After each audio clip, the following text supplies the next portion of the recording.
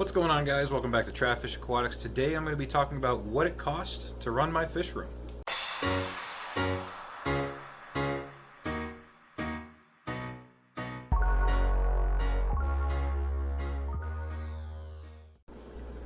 Alright, so this is a question that I get asked a lot, and I never had really calculated it out because honestly it didn't really matter to me.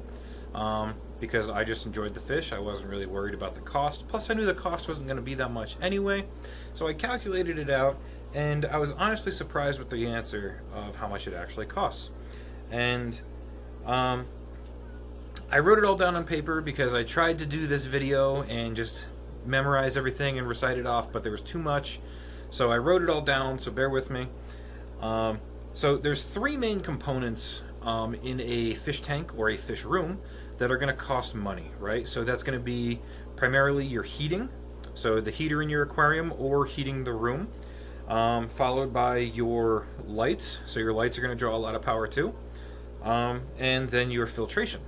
So personally for me, we'll start with the filtration. In the fish room, I have hang-on backs, I have one canister filter running, and the rest of it is mostly sponge filters. So I'm a big advocate of sponge filters because they cost barely anything to run. One good sized air pump that runs 9 watts can run 2 of these large sponge filters here. So this filter and this filter down here are run off the same pump. So both of those filters only cost me 9 watts. So it almost costs nothing. So total wattage of filters, so your hang-on backs and your canisters in my fish room, I'm using 120 watts. Now you can get that number off of the safety tag, the data safety plate that's on either your canister or hang-on back. It tells you how many watts it uses. And the same thing goes for your air pumps on the bottom. They've got the data safety plate, tells you how many watts they use. So filters 120 watts, and air is 80 watts, right? So my filter 120 watts, 24 hours of use because they run all day long, runs you about 2.8 kilowatt hours. And for the air, 80 watts at 24 hours is 1.9 kilowatt hours. So overall, that's not very much. Now, when I'm saying kilowatt hours, that's usually how the electric company charges you or bills you for electric usage. And in the United States, the national average that the electric company charges you is 13 cents a kilowatt hour. So that's how I'm doing all these calculations, because on my billing it is 13 cents. So the next most expensive thing in the fish room is going to be the lighting. Now I run all low power LEDs because I knew I was going to end up having to have a lot of them. So I tried to go as economical as I could using LED. So out of all of my tanks, I only use 250 watts of power for the LEDs, and they only run 8 hours a day. So calculate it out, that's 2.0 kilowatt hours, which is actually less than my filters, because my filters run for 24 hours. So being that the lights only run for 8, it actually costs less than the filters running for 24 hours, which I thought was pretty neat. And then the expensive one, which is going to be your heaters.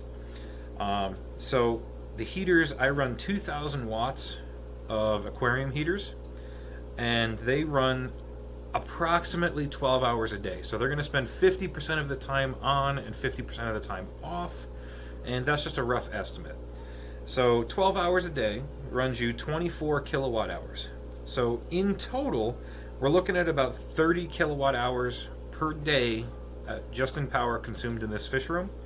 And at 13 cents a kilowatt hour, that comes out to $3.90 a day, so less than $4 a day, which really isn't that bad, which a month costs $117.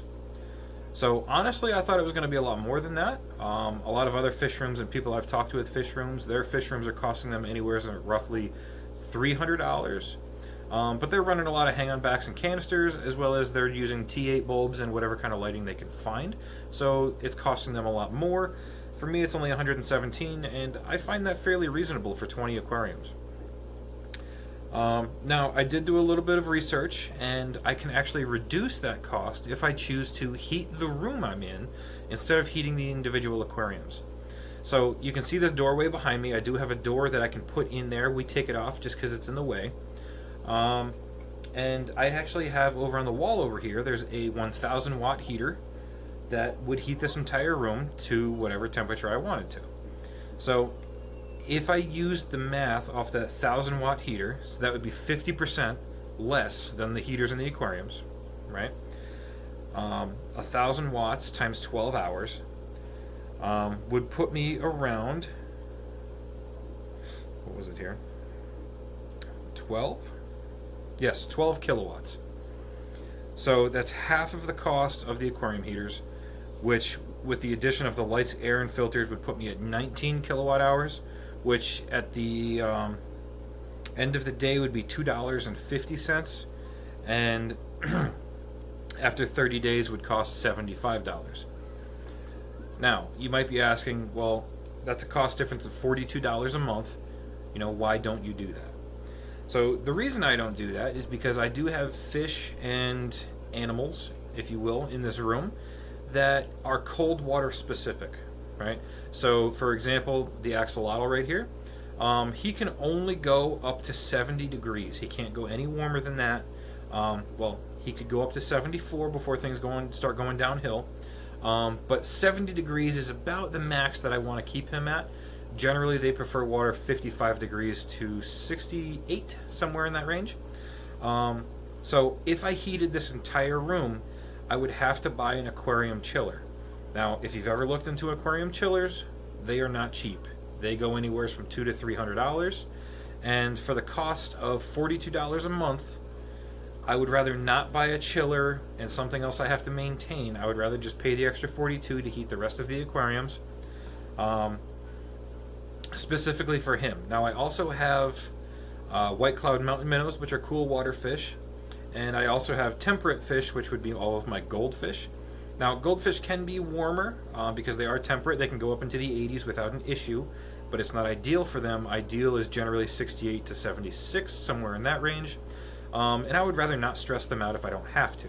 So being that I've got the 2 goldfish tanks out here, I've got the white cloud mountain minnow tank, and I've got the axolotl, the $42 extra that I'm paying every month really isn't that big of a deal for me, because I can be in this room, all of my fish are comfortable, I'm comfortable, I can film, I can enjoy my tanks, I can enjoy the hobby comfortably at the cost of $42 a month. And to me, that's well worth paying, just because I can be comfortable. So that's how much it costs to cost the fish room, guys, or cost to run the fish room. It's $117 a month, which in my opinion is relatively cheap for the amount of enjoyment I get out of it. So yeah, hope that answered you guys' questions as to how much it costs to run this. If you have any questions on calculating the cost of your aquariums or your fish room, go ahead and leave a comment down below. I'll help you figure it out. And thank you guys for watching Trap Fish Aquatics. I'll see you guys in the next video.